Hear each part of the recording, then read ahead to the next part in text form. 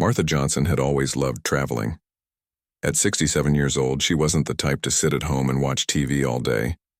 Instead, she spent much of her time visiting family, exploring new places, or simply enjoying the freedom that came with retirement. A former school teacher, Martha had dedicated decades of her life to nurturing young minds in a small Chicago suburb. Now, with her teaching days behind her, she embraced every opportunity to see more of the world. And nothing symbolized that sense of adventure quite like flying. On this particular morning, Martha stood near Gate 23 at Chicago O'Hare International Airport, clutching her boarding pass tightly in one hand while adjusting the strap of her carry-on bag with the other.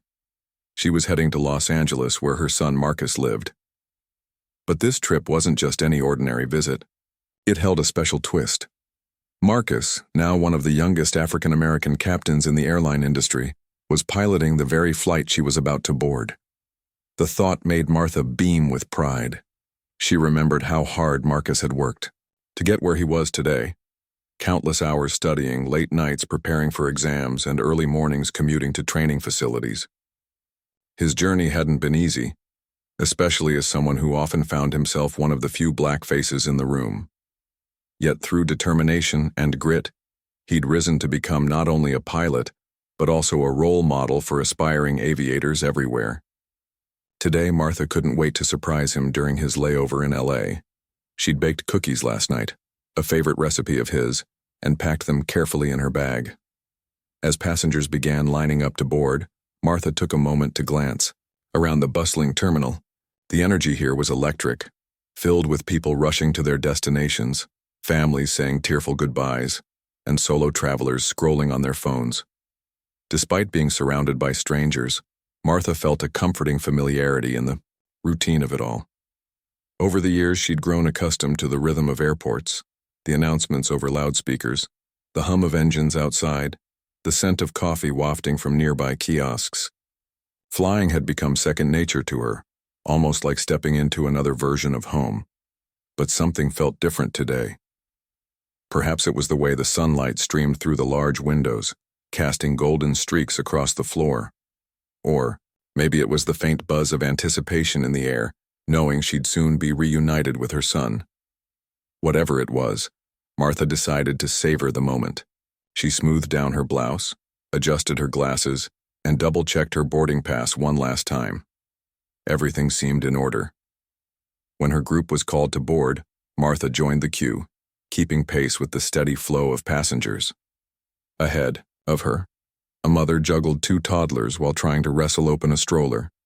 Behind her, a businessman tapped impatiently on his phone, muttering under his breath about delays. Martha smiled politely at those around her, exchanging brief nods or murmured greetings. These small interactions were part of what made travel so human, she thought. Even amidst the chaos, there was a shared understanding among travelers, a silent acknowledgement of the journey they were all undertaking together. As she approached the gate agent, Martha handed over her boarding pass without hesitation. The agent scanned it quickly, gave her a polite nod, and waved her forward. So far, so good. With a deep breath, Martha stepped onto the jet bridge, the narrow corridor leading to the plane. This was always her favorite part of the process, the transition from the busy terminal to the calm interior of the aircraft. She could already imagine settling into her seat, pulling out a book, and watching the city shrink beneath her as the plane ascended into the sky. However, before she could fully step aboard, a voice stopped her in her tracks. "Excuse me, ma'am," came a sharp tone from behind her. Turning around, Martha saw a young woman standing there dressed in the crisp uniform of a flight attendant. Her name tag read, Sarah.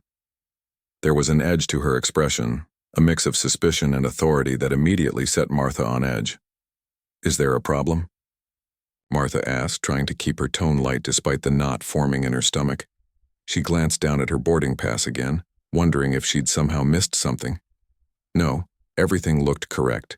Seat number, date, destination, all matched perfectly. "This doesn't seem right," Sarah replied, snatching the boarding pass from Martha's hand. "Are you sure this is your ticket? Let me check it again." Her voice carried a note of accusation, as though she expected Martha to admit to some sort of wrongdoing. Passengers waiting behind them started to shift uncomfortably, sensing tension in the air.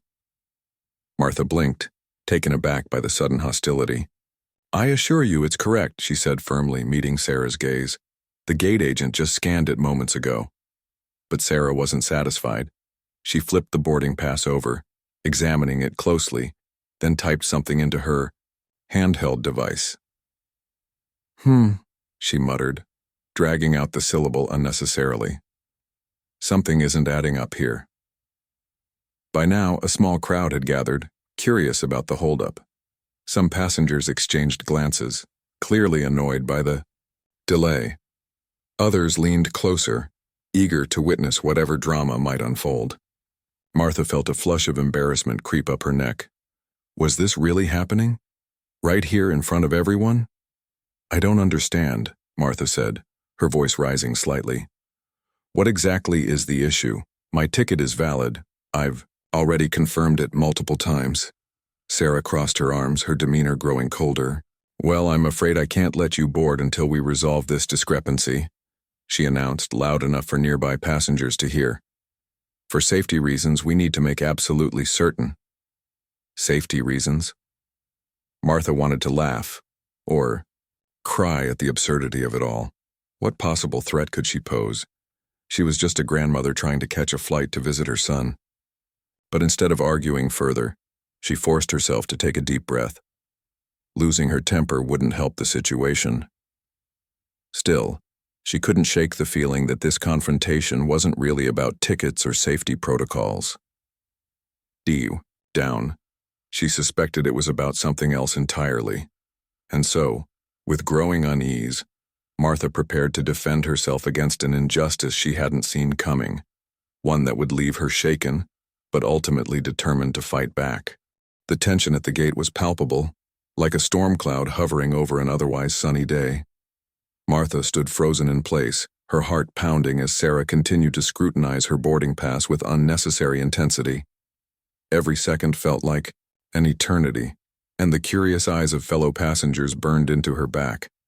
She tried to stay calm, reminding herself that this was just a misunderstanding, a hiccup in the process of boarding. But deep down, she couldn't ignore the sinking, feeling that something else was at play here. "This still doesn't look right," Sarah declared after what seemed like forever. Her tone was clipped, almost accusatory, as though she'd already made up her mind about Martha's supposed wrongdoing. "Are you sure you're on the correct flight? Maybe you're looking for a different gate." Martha blinked, struggling to process the absurdity of the situation. How could someone look at her perfectly valid ticket and claim it didn't match the flight she was standing in line for? The gate agent had scanned it without issue only moments earlier. Yet here was Sarah, acting as if Martha were trying to sneak onto the plane under false pretenses. "I assure you I'm exactly where I need to be," Martha replied, her voice steady despite the frustration bubbling beneath the surface. She pointed to the details printed clearly on her boarding pass. Flight number, destination, seat assignment, all correct. "Everything checks out. You can see it yourself." But Sarah wasn't interested in listening. Instead, she tapped her device impatiently, shaking her head. "I don't know what to tell you, ma'am. This isn't matching our records." Her words carried a dismissive edge, as though she believed Martha was either confused or deliberately lying. Confused? Martha thought incredulously. At 67 years old, she'd traveled enough to know how airports worked.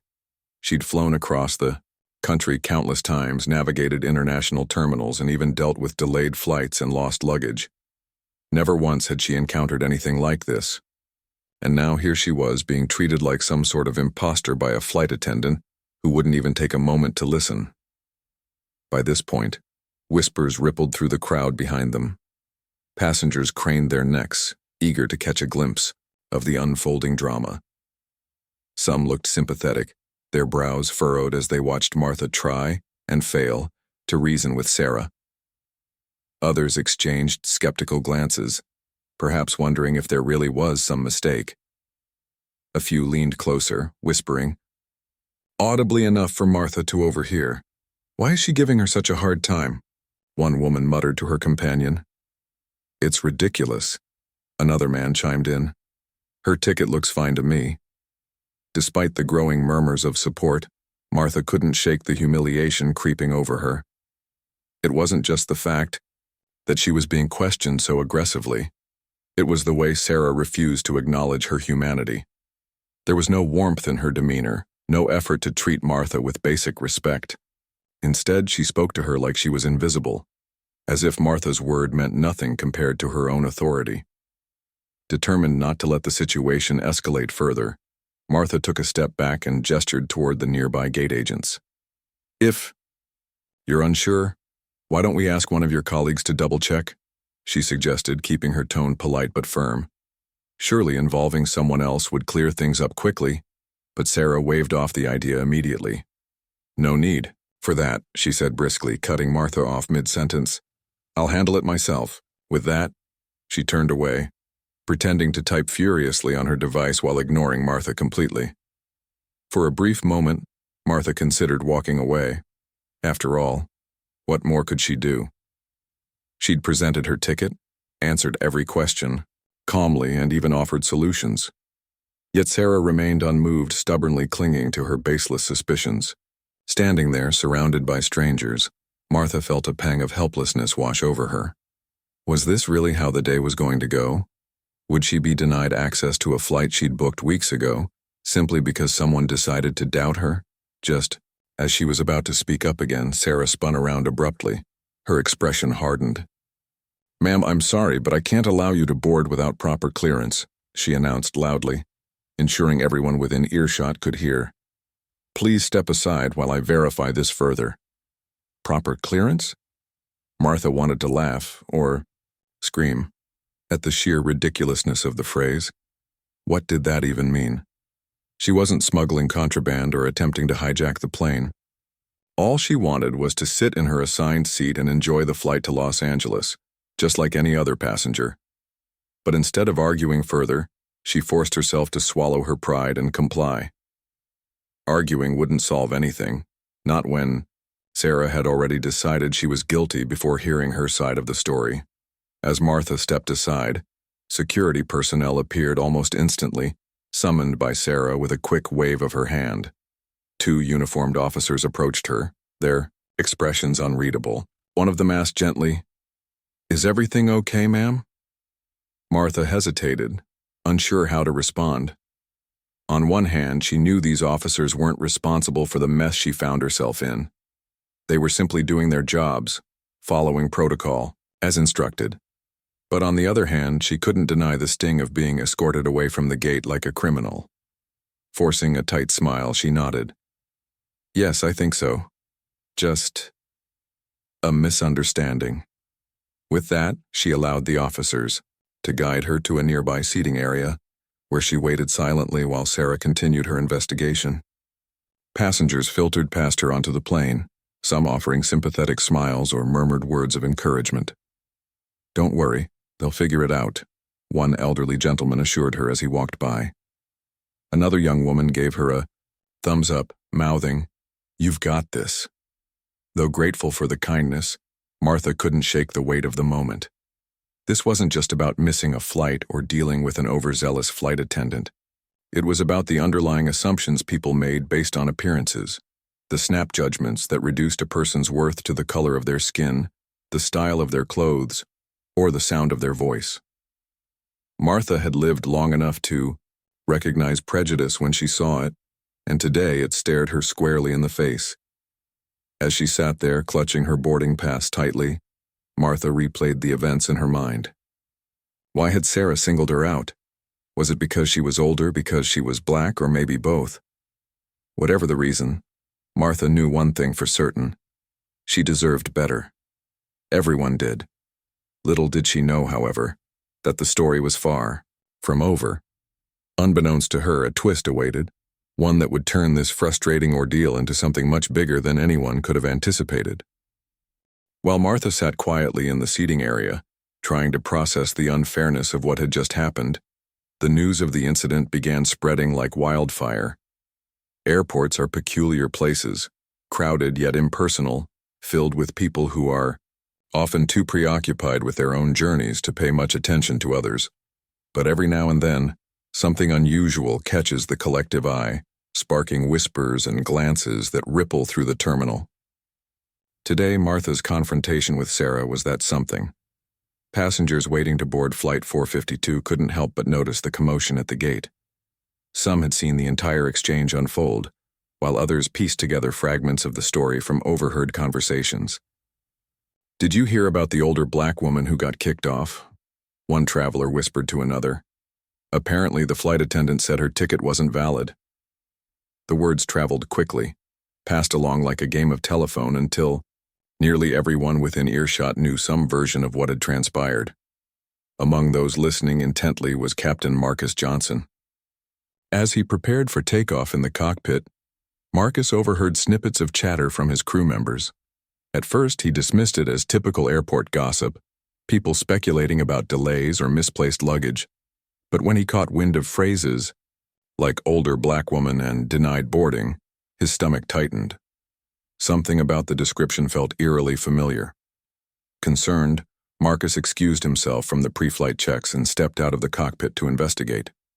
He pulled out his phone and dialed his mother's number, his fingers trembling slightly as he pressed each digit. After a few rings, Martha answered, her voice soft but strained. "Mom, what happened?" "Where are you?" Marcus asked urgently, skipping pleasantries altogether. "Oh, sweetheart," Martha replied, clearly trying to downplay the situation. "Don't worry about me, just a little mix-up at the gate. Nothing serious." But Marcus wasn't fooled. He could hear the hesitation in her voice, the way she stumbled over her words. "Mom, please tell me exactly what happened," he insisted, his tone firm but gentle.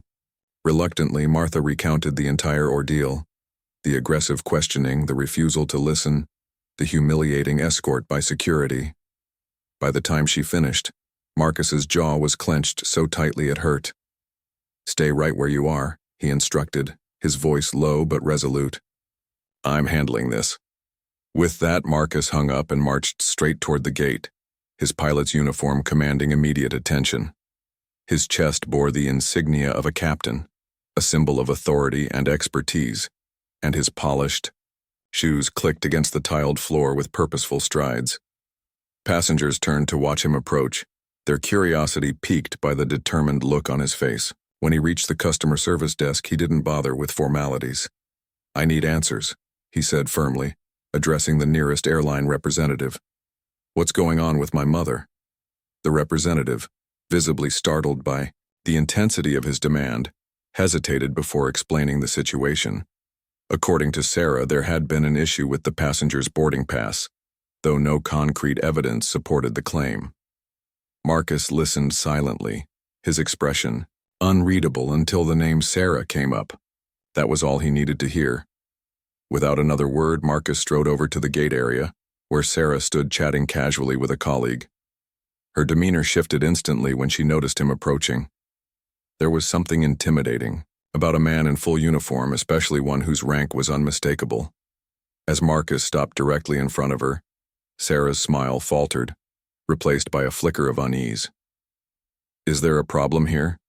Marcus asked, his voice calm but laced with steel. He held up his badge for emphasis, ensuring Sarah understood exactly who she was dealing with. "Because I've been told that my mother was denied boarding due to what seems like a baseless accusation." For a split second, Sarah froze, her eyes widening in shock. She glanced between Marcus and the badge, struggling to reconcile the two images in her mind. This wasn't just any pilot, it was the pilot of the very flight she'd been assigned to work. And worse, the woman she'd humiliated was his mother. Panic flashed across her face as she realized the gravity of her mistake. "Captain Johnson," she stammered, her voice trembling. I didn't realize—" "You didn't realize what?"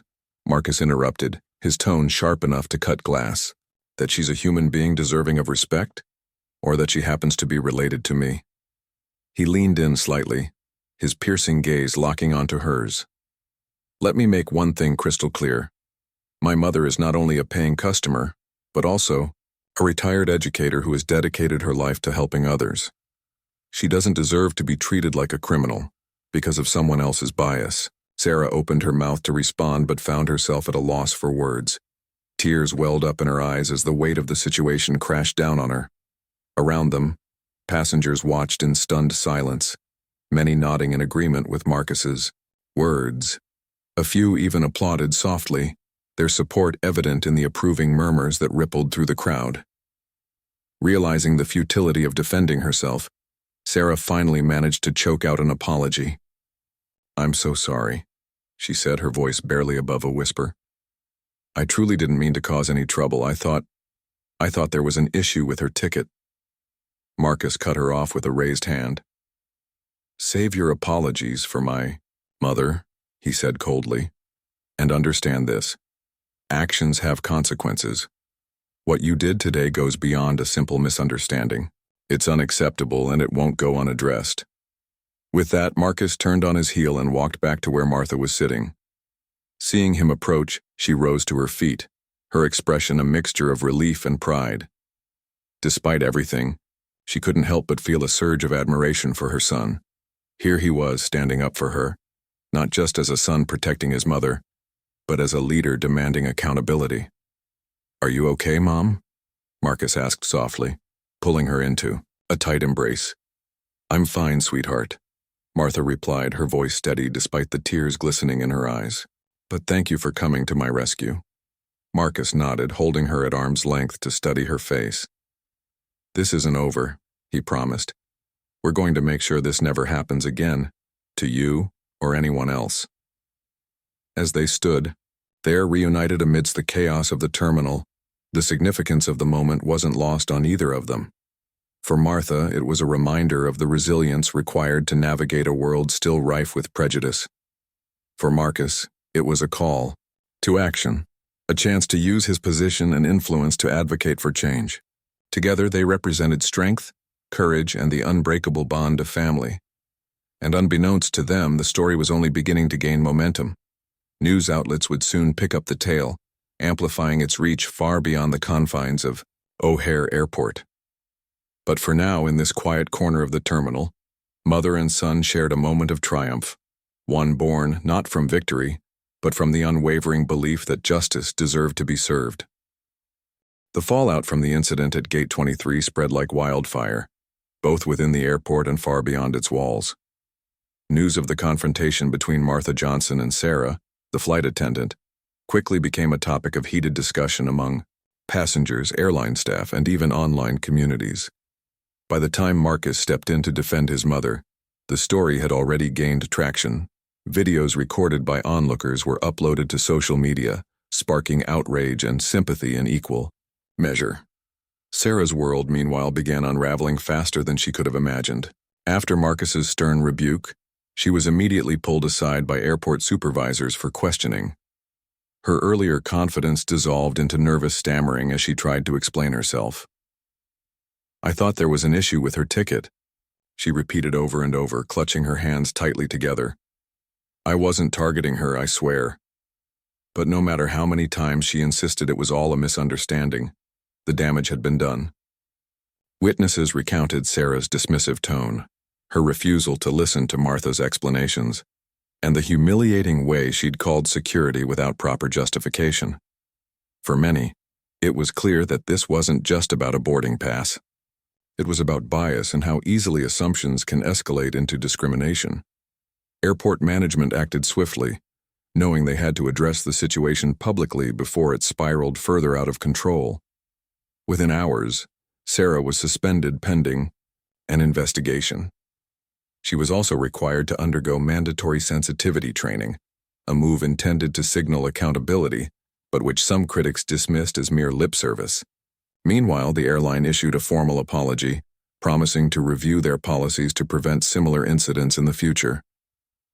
"We deeply regret the distress caused to Ms. Martha Johnson," read the statement released later that evening. "Such behavior is unacceptable and does not reflect our commitment to inclusivity and respect for all passengers." The words sounded sincere enough, but for Martha, they felt hollow. An apology couldn't erase the humiliation she'd endured, or the lingering sting of being treated as less than human simply because of her race.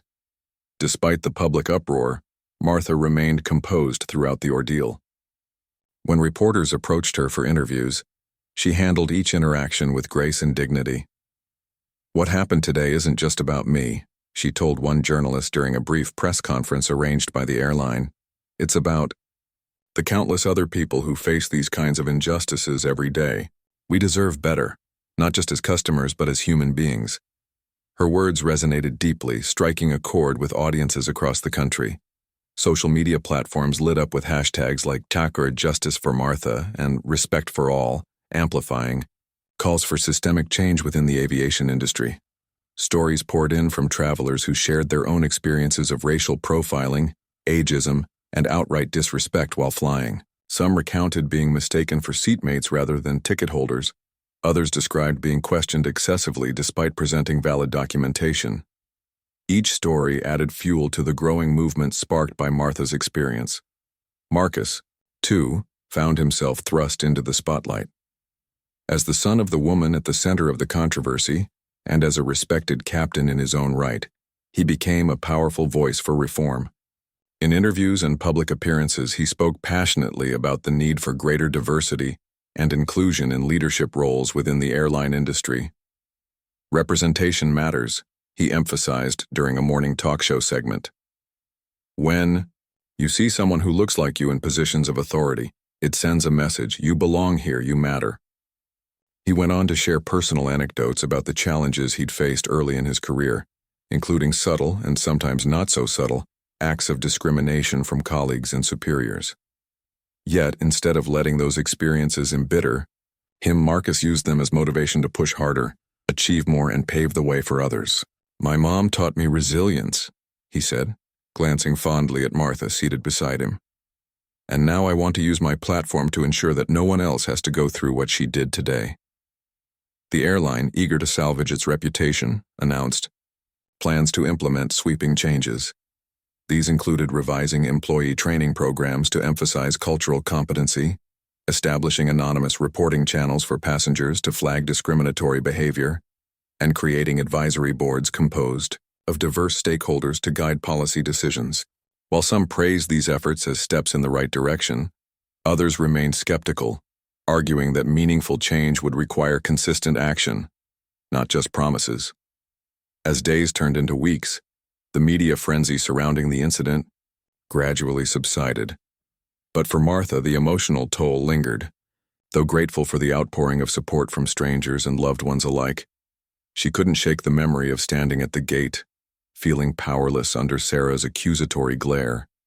It was a stark reminder of how deeply ingrained prejudice can seep into everyday interactions, often disguised as harmless oversight or procedural rigor. Still, Martha refused to let bitterness take root. Instead, she chose to channel her energy into advocacy work, partnering with organizations dedicated to combating racism and promoting equity in travel.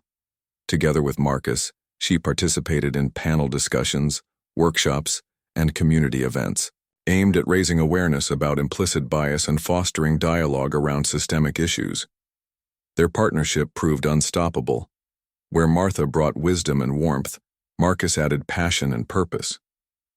One particularly poignant moment came when the airline invited Martha and Marcus to speak at an internal town hall meeting, attended by hundreds of employees. Standing on stage, Martha addressed the crowd with quiet strength. "I don't hold grudges," she began, her voice steady yet filled with emotion. "But I do believe in learning from mistakes. What happened to me shouldn't happen to anyone else. So, let's commit to doing better, to seeing each other as individuals, not stereotypes." Her words earned a standing ovation, with many attendees visibly moved to tears. Among them was Sarah, who sat quietly in the back row, her head bowed in shame. After the session ended, she approached Martha hesitantly, tears streaming down her.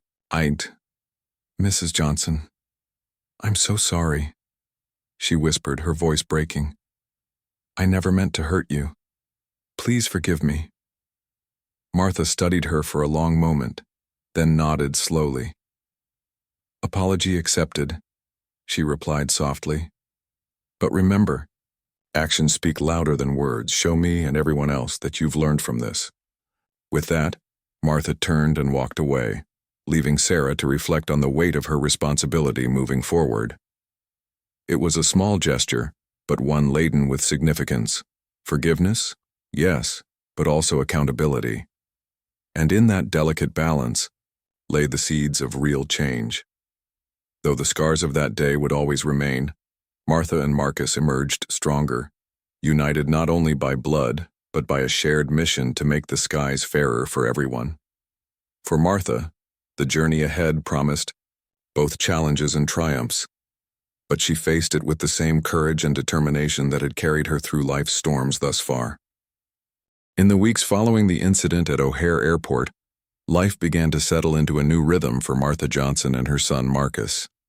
The initial media frenzy had died down, replaced by quieter, more meaningful conversations about systemic change within the aviation industry.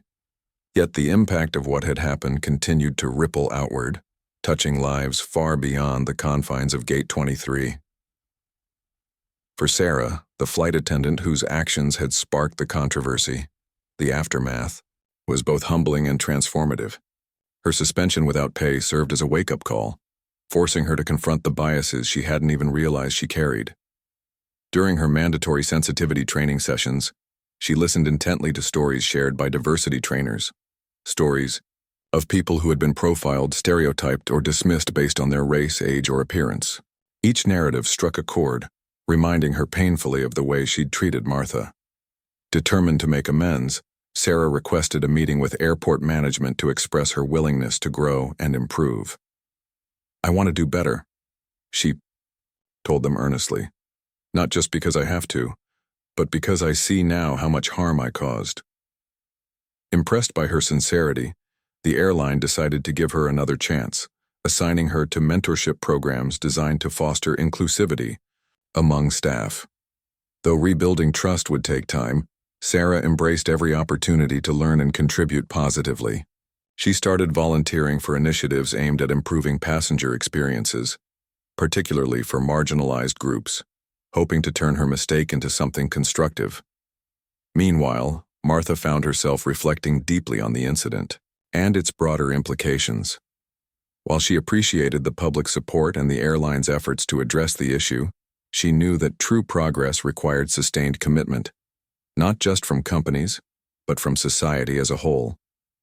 Inspired by the outpouring of solidarity, she threw herself into advocacy work, partnering with organizations dedicated to combating racism and promoting equality in travel. She became a sought-after speaker at conferences, sharing her story, not to dwell on the pain, but to inspire action. "Change starts with awareness," Martha often said during these talks. "We need to recognize our biases, challenge them, and hold each other accountable when we fall short. That's how we create a world where everyone feels respected and valued." Her words resonated deeply, earning her respect and admiration from audiences across the globe. People were drawn to her warmth, wisdom, and unwavering optimism. Even after facing such blatant discrimination, she radiated hope. Many attendees approached her after events to thank her for her courage, while others reached out online to share how her story had inspired them to speak up against injustice in their own lives.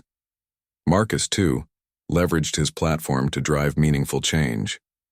As one of the few African American captains in the airline industry, he understood the importance of representation and used his visibility to advocate for greater diversity in leadership roles. He launched a mentorship program called Wings of Opportunity, aimed at supporting young people of color pursuing careers in aviation. Through workshops, networking events, and scholarships, the initiative helped dismantle barriers that had long kept talented individuals from entering the field.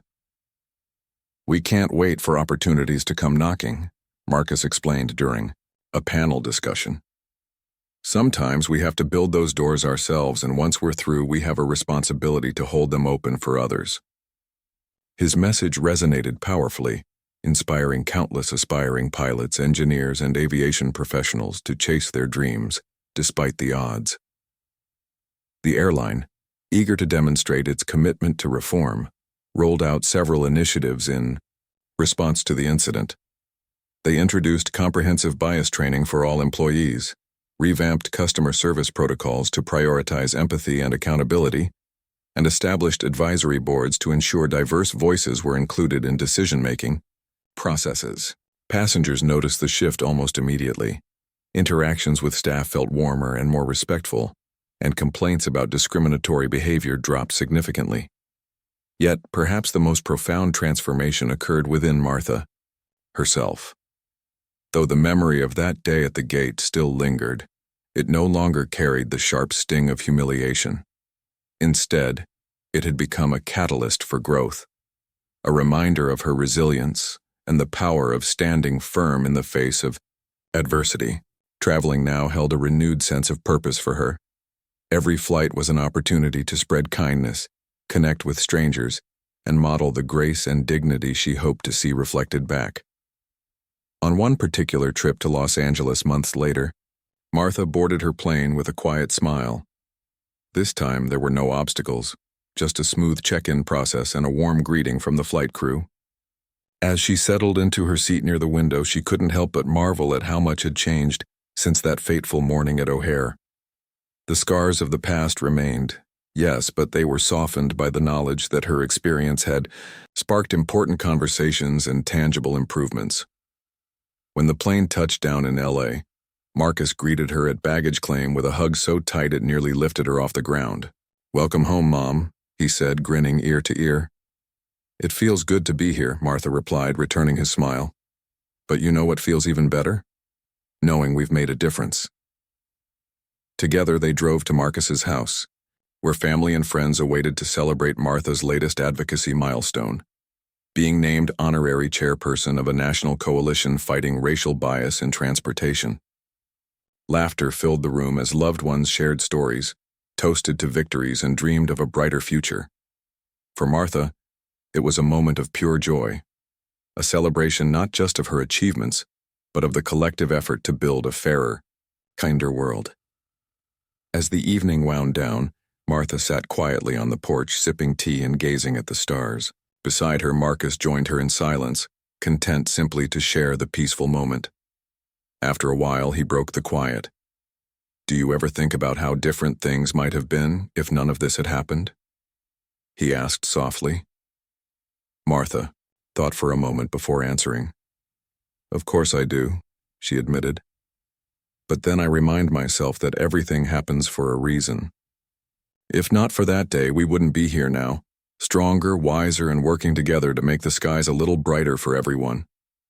Marcus nodded, his eyes shining with pride. "You're incredible, Mom. Truly." "And so are you, sweetheart," Martha replied, reaching over to squeeze his hand. "Together we'll keep flying toward a better tomorrow." And with that, mother and son sat side by side under the vast night sky, their hearts full of gratitude and hope. The journey ahead promised challenges, yes, but also endless possibilities. And for Martha and Marcus, that was more than enough.